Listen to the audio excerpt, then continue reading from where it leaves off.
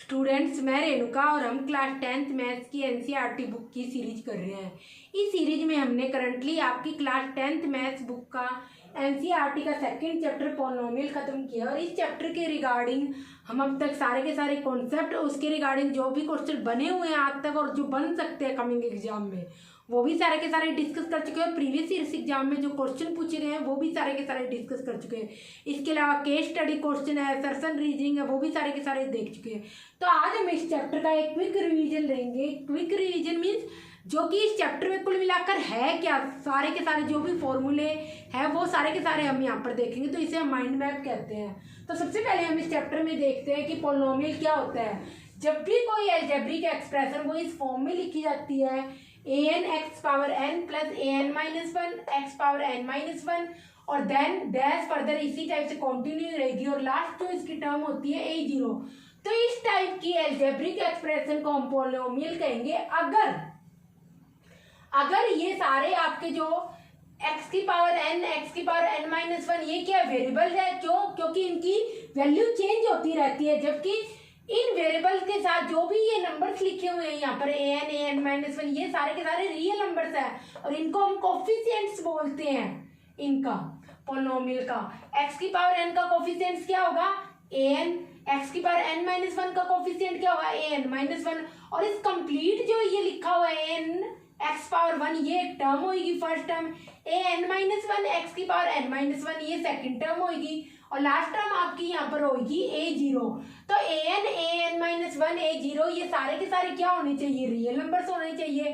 Dash का meaning है ये आगे ऐसे चलता रहेगा और पर पावर क्या होनी चाहिए यहाँ पर, जब हम वेरिएबल्स की पावर की बात करेंगे तो ये सारे के सारे होल नंबर्स होने चाहिए। उस केस में ये जो एक्सप्रेशन है आपकी पॉलिनोमियल कहलाएगी। तो पॉलिनोमियल होने के लिए जो मोस्ट इंपॉर्टेंट कंडीशन है अलजेब्रिक एक्सप्रेशन की वो है कि जो पावर है यहाँ पर वेरिएबल्स की सारी होल नंबर होनी चाहिए। यहाँ पर तो एन होल नंबर मतलब 0 भी हो सकता है, एक्स की पावर 0 भी हो सकती है, एक्स की पावर 1 भी हो सकती है, 2 भी हो सकती है, 3 भी हो सकती है, कोई भी होल नंबर हो सकता है। उसके बाद हम देखते हैं यहाँ पर जब हमने पॉलिनोमियल देख लिया तो हम यहाँ पर देखते हैं फैक्टर थ्योरम क्या होती है, रिमाइंडर थ्योरम क्या होती है। तो सबसे पहले हम देखते हैं फैक्टर थ्योरम क्या होती है। अगर हमें एक पॉलिनोमियल दे रखा है px, वो कोई भी पॉलिनोमियल हो, तो उस केस में उस पॉलिनोमियल का अगर x माइनस ए एक लीनियर फैक्टर है उस पॉलिनोमियल px का मीनिंग क्या होगा, जो आपको पॉलिनोमियल यहाँ पर दे रखा है वो x की फॉर्म में है। p मीन्स पॉलिनोमियल और सारा का सारा पॉलिनोमियल x की फॉर्म में है। तो उस केस में अगर ये x माइनस एक लीनियर फैक्टर है इस पॉलिनोमियल px का, तो उस केस में आप लिख सकते हो pa is equal to 0। It means ये जो फैक्टर है x is equal to a जो इसका 0 कहलाएगा, वो 0 इसको कंप्लीटली सेटिस्फाई करेगा इस पॉलिनोमियल को। और कुल मिला के यहाँ पर आपको देखना है अगर x माइनस ए इस गिवन पॉलिनोमियल का फैक्टर है तो आप लिख सकते हो pa is equal to 0। It means polynomial में आप x को a से रिप्लेस कर सकते हो और इज इक्वल टू 0 लिख सकते हो। नेक्स्ट हम देखते हैं रिमाइंडर थ्योरम। रिमाइंडर थ्योरम जैसे कि नाम से ही पता चल रहा है कुछ ना कुछ रिमेन रह रहा है। अगर एक पॉलिनोमियल px को हम डिवाइड करते हैं एक लीनियर फैक्टर x माइनस ए से, उस केस में आपका रिमाइंडर हमेशा होगा pa। इट मीन्स इस केस में आप क्या करोगे, x को a से रिप्लेस करोगे। तो आपके पास यहाँ पर पॉलिनोमियल क्या हो सकता है, मेनली क्योंकि आपके क्वाड्रेटिक पॉलिनोमियल का चैप्टर है, पॉलिनोमियल चैप्टर है, बट हम क्वाड्रेटिक पॉलिनोमियल की बात ही करते हैं सेकंड चैप्टर में, इसी के रिगार्डिंग क्वेश्चन आते हैं। तो हम सारा का सारा मेनली जो डिस्कशन है वो क्वाड्रेटिक पॉलिनोमियल पर हम फोकस करेंगे। तो यहाँ पर जो पॉलिनोमियल हम बात कर रहे हैं ये यहाँ पर है क्वाड्रेटिक पॉलिनोमियल। क्वाड्रेटिक पॉलिनोमियल वो पॉलिनोमियल होता है जिस पॉलिनोमियल की डिग्री 2 होती है। डिग्री 2 का मीन्स उस पॉलिनोमियल में जो वेरिएबल की हाईएस्ट पावर होती है वो 2 होती है। तो आप देखोगे इस पॉलिनोमियल में जो कि px दे रखा है, px means p means polynomial और सारा का सारा पॉलिनोमियल आपको x वेरिएबल की फॉर्म में दे रखा है। a b c यहाँ पर रियल नंबर्स है और a नॉट इक्वल टू 0 होना चाहिए। तो आप यहाँ पर देखोगे x की हाईएस्ट पावर 2 है, इसलिए इस पॉलिनोमियल की डिग्री 2 होगी। और जब किसी पॉलिनोमियल की डिग्री 2 होती है तो आप उसको क्वाड्रेटिक पॉलिनोमियल बोलते हो। जो क्वाड्रेटिक पॉलिनोमियल की 0 है तो आप उन जीरोज को कैसे निकालोगे, तो अगर हम कह दें वो हम स्प्लिटिंग की हेल्प से निकालते हैं। जो हमने प्रीवियस वीडियो में डिस्कस कर रखा है। तो आप इस क्वाड्रेटिक पॉलिनोमियल के जीरो स्प्लिटिंग मेथड्स की हेल्प से निकालोगे, और कैसे निकालते हैं वो हमने प्रीवियस वीडियो में डिस्कस कर रखा है। यहाँ पर जस्ट हम इस एक चैप्टर का क्विक रिकैप ले रहे हैं। तो आप देखोगे अगर x माइनस ए एक फैक्टर है इस पॉलिनोमियल px का, फैक्टर है इस पॉलिनोमियल px का, इट मतलब इस पॉलिनोमियल का फैक्टर है px क्वाड्रेटिक पॉलिनोमियल का, तो उस केस में आप कहोगे x इज इक्वल टू 0 है इस पॉलिनोमियल px का। किसका 0 है? पॉलिनोमियल px का आपका, जो कि px क्या है यहाँ पर, ये वाला पॉलिनोमियल है जो कि क्वाड्रेटिक पॉलिनोमियल है।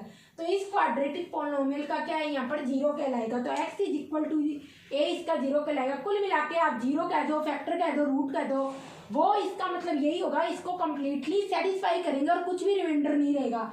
जैसे आपने फैक्टर किस में देखा था, नंबर सिस्टम में देखा था ना फर्स्ट चैप्टर में, उसमें क्या कहा था, रिमाइंडर 0 है। वही सेम यहाँ पर अप्लाई होता है। फैक्टर मीन्स या 0 मीन्स आप कुछ भी कह दो, इसका मतलब है ये जो a वैल्यू है जब आप इसमें पुट करोगे ये कंप्लीटली इसको क्या करेगा, सेटिस्फाई करेगा, और p इज इक्वल टू 0 हो जाएगा, जो कि हमने यहाँ देखा था। और ये 0 हम स्प्लिटिंग की हेल्प से निकालते हैं, तो ये हमने प्रीवियस वीडियोज में डिस्कस कर रखा है। नेक्स्ट हम देखते हैं कि फॉर्मेशन कैसे होता है क्वाड्रेटिक पॉलिनोमियल का। अगर आपके पास 0 जो आपने फाइंड आउट कर लिए क्वाड्रेटिक पॉलिनोमियल, तो उस केस में आप लिखोगे x2 देन माइनस, देन यहाँ पर लिखोगे सम ऑफ 0, क्योंकि किसी भी पॉलिनोमियल की जीरोज मैक्सिमम उसकी डिग्री से ज़्यादा नहीं हो सकते। तो क्वाड्रेटिक पॉलिनोमियल की डिग्री यहाँ पर 2 है, मैक्सिमम पावर क्या है, x की 2 है, तो इसके जीरोज भी 2 ही होंगे। तो सबसे पहले यहाँ पे क्या करोगे, इन 2 जीरोज का सम लिखोगे, x2 minus sum of 0 then x लिखोगे, और उसके बाद प्लस लिख के उन जीरोज का प्रोडक्ट करोगे, क्योंकि 2 जीरोज आपको मिलेंगे तो उन 2 जीरोज का यहाँ पर प्रोडक्ट लिखोगे। तो कुल मिलाकर यहाँ पे प्लस, पहले प्लस आएगा फिर माइनस आएगा, अल्टरनेटिवली यहाँ पर साइन चेंज हो रहा है प्लस, क्योंकि x2 के आगे कोई साइन नहीं लगा हो तो प्लस ही कंसीडर होगा। तो यहाँ पर प्लस आएगा फिर माइनस आएगा फिर प्लस आएगा फिर x2 आएगा फिर x आएगा और फिर x की कोई भी पावर नहीं आएगी। उसके बाद आप बीच में लिख देना सम ऑफ 0, देन लास्ट में प्रोडक्ट ऑफ जीरोज लिख देना। उसके बाद हम देखते हैं रिलेशनशिप क्या होता है जीरोज और कोफिशिएंट्स के बीच में एक क्वाड्रेटिक पॉलिनोमियल के, जो कि px is equal to ax square plus bx plus c है, और यहाँ पर नॉट इक्वल टू 0 होना चाहिए a को, उसी केस में ये एक क्वाड्रेटिक पॉलिनोमियल होगा। अगर इस क्वाड्रेटिक पॉलिनोमियल के जीरोज अल्फा बीटा है तो उस केस में आप लिखोगे सम ऑफ जीरोज का मीनिंग अल्फा प्लस बीटा, क्योंकि आपके पास क्या है, यही 2 जीरोज है अल्फा और बीटा, क्योंकि इसकी डिग्री 2 है तो आपको मैक्सिमम 2 जीरोज मिलेंगे, यहाँ पर 2 रियल जीरोज मिलेंगे।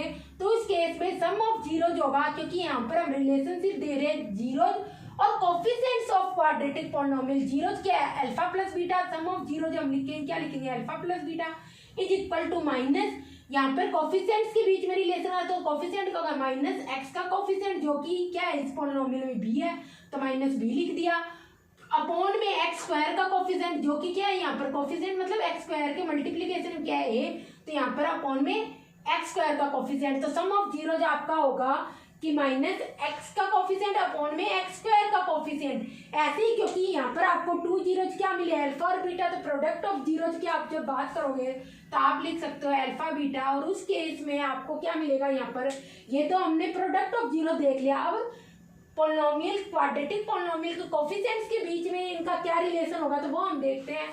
सबसे पहले आएगा कांस्टेंट टर्म, क्योंकि ये लास्ट में जो होता है सी लिखा होता है ये हमेशा कांस्टेंट टर्म होती है, तो सी मीन्स यहाँ पर आएगा कांस्टेंट टर्म। आपको स्टेटमेंट इंग्लिश में लिखना है तो इंग्लिश में लिख लो, अदरवाइज यहाँ डायरेक्टली लिख लोगे। पॉलिनोमियल तो दे ही रखा है, सभी को पता है सी क्या है, कांस्टेंट टर्म है, अपॉन में ए क्या है यहाँ पर एक्स स्क्वायर का coefficient, coefficient means x square के मल्टीप्लिकेशन क्या है ए, तो नीचे एक्स स्क्वायर का कोफिशिएंट आएगा, तो ये प्रोडक्ट ऑफ जीरोज होता है। जब हम मीनिंग ऑफ जीरोज की बात करते हैं पॉलिनोमियल की, तो हम कहेंगे दिए गए पॉलिनोमियल का ग्राफ एक्स एक्सिस को कितने टाइम्स कट करता है वही उसका जीरोज कहलाएगा। तो आप यहाँ पर देखोगे ये जो ग्राफ दे रखा है पॉलिनोमियल का, तो कितने टाइम्स कट कर रहा है कि हॉरिजॉन्टल एक्सिस क्या आपके पास एक्स है, एक्स एक्सिस को जितने टाइम्स पॉलिनोमियल का ग्राफ कट करेगा, फिगर कट करेगा, वही इसके जीरोज होंगे। तो एक इस पॉइंट पे कट कर रहे हैं एक्स एक्सिस को, एक इस पॉइंट पर और एक इस पॉइंट पर, तो ये सारे क्या होंगे, टोटल 3 जीरोज मिल जाएंगे आपके 1 2 3, तो ये 3 जीरोज हो गया आपके पास इस ग्राफ की। इस फिगर के पॉलिनोमियल के।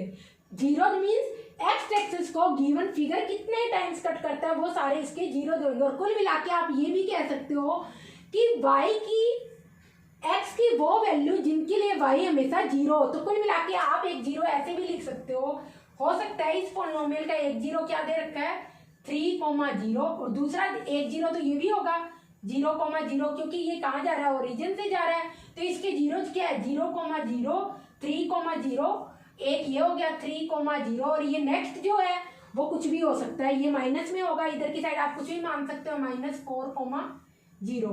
तो आप यहाँ पर देखोगे आपको क्या मिल रहा है, यहाँ पर y की वैल्यू हर कंडीशन में क्या मिल रही है 0, x की भी 0 हो सकती है पर y हमेशा हर केस में 0 होना चाहिए। जब हम जीरो पॉलिनोमियल की जीरो की बात करेंगे तो यहाँ पर क्या हो रहा है 3,0 स्टार्टिंग का कोऑर्डिनेट, जब भी हम कोऑर्डिनेट में स्टार्टिंग की वैल्यू x होती है और नेक्स्ट वैल्यू होती है y, तो x कोऑर्डिनेट यहाँ पर 3 है, y कोऑर्डिनेट 0 है, यहाँ पर भी y कोऑर्डिनेट 0 है जो कोई सेकंड है, और यहाँ पे भी y कोऑर्डिनेट 0 जबकि x कोऑर्डिनेट क्या है -4। तो कुल मिला के यहाँ पे आपको 3 जीरो मिलेंगे, x की 3 वैल्यूज मिलेगी -4, 0 और 3। उसके बाद हम देखते हैं क्वाड्रेटिक पॉलिनोमियल को जब हम ग्राफ पर प्लॉट करते हैं तो आपको एक पैराबोला मिलता है, वो या तो ये शेप होती है, ये भी पैराबोला है फिगर और ये भी पैराबोला फिगर है। तो क्वाड्रेटिक पॉलिनोमियल जो कि px = ax² + bx + c है, उस केस में जब आप इसको ग्राफ पर प्लॉट करोगे तो आपके पास अगर x² का कोफिशिएंट ग्रेटर देन 0 हुआ, इट मीन्स a की कोई भी पॉजिटिव वैल्यू हुई, उस केस में आपको 3 केस मिल सकते हैं। उस केस में 3 सिचुएशन क्रिएट हो सकती है, या तो आपको ये फिगर मिलेगा या ये फिगर मिलेगा या ये फिगर मिलेगा, तीनों में पर पैराबोला ओपन अपवर्ड होगा, ऊपर की साइड खुलेगा। ये देखो ऊपर की साइड खुल रहा है, तो यहाँ पर आप देखोगे ये जो पैराबोला है ग्राफ को कितने टाइम्स कट कर रहा है 2 टाइम्स, कहां पर यहाँ पर और यहाँ पर, तो आपको 2 जीरो मिल रहे हैं इस केस में। और यहाँ पर अगर आप या पहले आप इसी की बात कर लो, और यहाँ पर क्या कर रहा है जो पैराबोला एक्स एक्सिस को टच कर रहा है तो कितने जीरोज मिल रहे हैं, एक्स एक्सिस को एक टाइम ही टच कर रहा है तो इसलिए जीरोज बन हुए। जबकि इस केस में पैराबोला ना तो एक्स एक्सिस को कट कर रहा ना टच कर रहा, तो यहाँ नंबर ऑफ जीरोज क्या हो जाएंगे 0। जबकि आप सेकंड केस देखोगे, अगर क्या हुआ जो x² का कोफिशिएंट है क्वाड्रेटिक पॉलिनोमियल में वो लेस देन 0, इट मीन्स कोई नेगेटिव इंटीजर हुआ, तो उस केस में आप क्या कहोगे यहाँ पर, या तो इन तीनों में से कोई भी एक सिचुएशन क्रिएट हो सकती है। कुल मिला के पैराबोला हमेशा ओपन डाउनवर्ड होगा, तो ओपन डाउनवर्ड होगा। तो अगर आप यहाँ इस फिगर में देखोगे, यहाँ पर ये पैराबोला एक्स एक्सिस को 2 टाइम्स कट कर रहे हैं, एक यहाँ पर और एक यहाँ पर, तो इसके नंबर ऑफ जीरोज कितने आ गए 2, इसके भी जीरो 2 होंगे। और इस ग्राफ में क्या कर रहा है पैराबोला एक्स एक्सिस को टच कर रहा है ओनली एक पॉइंट पर, कौन सा पॉइंट है ये, तो यहाँ पर नंबर ऑफ जीरोज कितने होंगे 1। और नेक्स्ट वाले में क्या कर रहा है यहाँ पर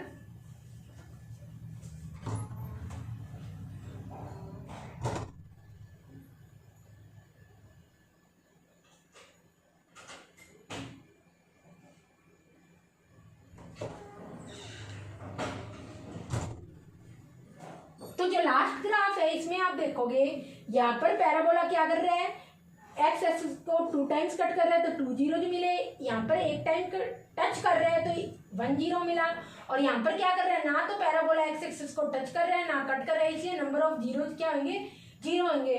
तो कभी भी किसी पॉलिनोमियल के जो नंबर ऑफ जीरोज है वो उसकी डिग्री से ज्यादा नहीं हो सकते। इट मीन्स एक्स एक्सिस को मैक्सिमम जितनी उसकी डिग्री होगी उससे ज्यादा टाइम्स कट नहीं कर सकता, उससे कम टाइम कट कर सकता है। तो देखो यहाँ पर हम क्वाड्रेटिक पॉलिनोमियल की बात कर रहे थे, डिग्री 2 थी, पर यहाँ पर आपको जीरोज क्या मिल रहा है इस केस में कोई भी जीरो नहीं मिल रहा। यहाँ पर जीरो क्या मिल रहा है 1 मिल रहा है, पर मैक्सिमम जीरोज कितने मिल रहे हैं डिग्री 2 है, तो इसलिए जीरोज भी कितने मिल रहे हैं 2 जीरोज मिल रहे हैं। तो ये हमने आज इस क्वाड्रेटिक पॉलिनोमियल या फिर पॉलिनोमियल जो आपकी एनसीईआरटी मैथ्स बुक का 2nd चैप्टर है उसका एक माइंड मैप किया। तो कुल मिला के इस चैप्टर में सारा यही कुछ दिया होगा। तो आई होप आपको वीडियो अच्छी लगी होगी। वीडियो को लाइक और शेयर जरूर करें और चैनल को भी सब्सक्राइब जरूर करें।